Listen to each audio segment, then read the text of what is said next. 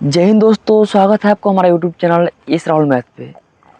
आज हम एक बहुत ही इंटरेस्टिंग टॉपिक लेके आए हैं। इंटरेस्टिंग तो नहीं कह सकते हैं, पूरा माजरा वाला टॉपिक जो कि हर बच्चों के दिमाग में कन्फ्यूजन क्रिएट करता है।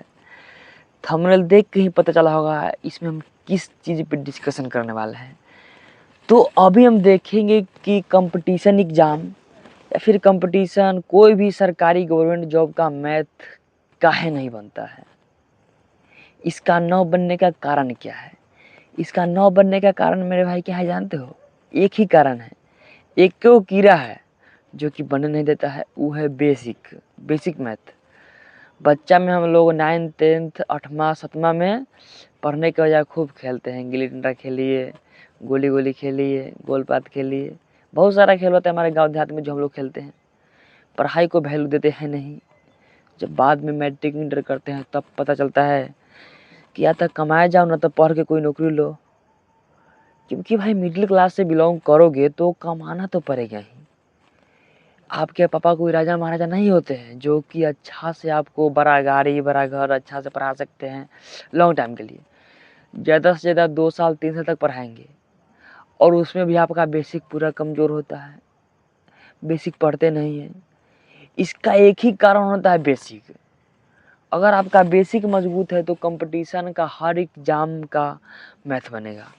अब जैसे कि बेसिक कैसे है, कैसे बेसिक के बिना मैथ नहीं बनता है वो हम बताते हैं। देखिए जैसे कि 5-6 पॉइंट लिखे जो हमको याद था।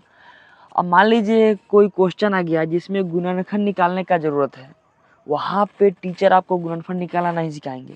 मान लीजिए भिन्न का जोड़ आ गया, कोई मान लीजिए पूछ दिया sin 45 plus cos 45 plus tan 30 का मान ज्ञात करें।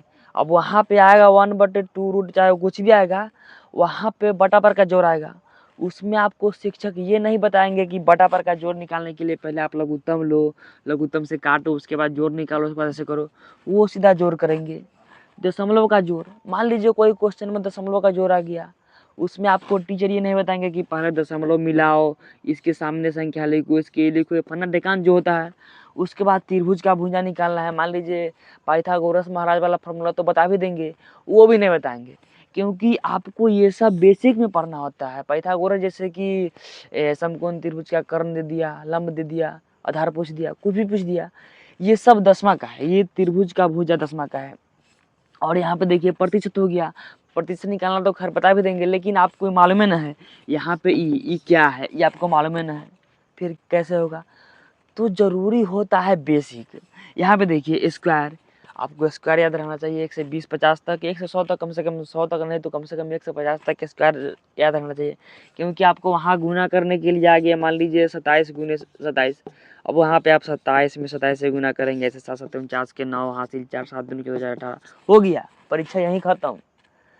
वहाँ पे अगर इसका स्क्वायर याद रहेगा आप डायरेक्ट लिख दीजिएगा 729, ऐसे होता है। अब आपको स्क्वायर याद नहीं रहेगा, क्यूब भी याद नहीं रहेगा, वर्गमूल भी याद नहीं रहेगा, घनमूल वर्गमूल याद सॉरी वर्गमूल निकालना नहीं आएगा, घनमूल निकालना नहीं आएगा, तो फिर मामला गड़बड़ा जाता है। इसीलिए कंपटीशन का एग्जाम के मैथ, कंपटीशन का मैथ बनाने के लिए एक बेहतरीन कीड़ा है बेसिक मैथ, बेसिक टंच करना। अगर आपका बेसिक बहुत ही कमज़ोर है, बेसिक में आता ही नहीं है, तो आप कहाँ से बना पाएंगे भैया। इसीलिए सबसे पहले बेसिक मजबूत कीजिए, ठीक है। तो वीडियो कैसा लगा कमेंट में जरूर बताइए। अगर इससे आप 1-2% सीखे होंगे तो वीडियो को शेयर कीजिए। मिलते हैं अगली वीडियो में, धन्यवाद।